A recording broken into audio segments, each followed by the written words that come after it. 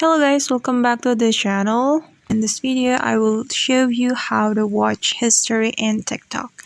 Alright, the first thing you should do is open your TikTok account on your phone, and then you have to click profile menu on the bottom of your screen. And then you have to choose this button. Click on this button and choose settings and privacy right here.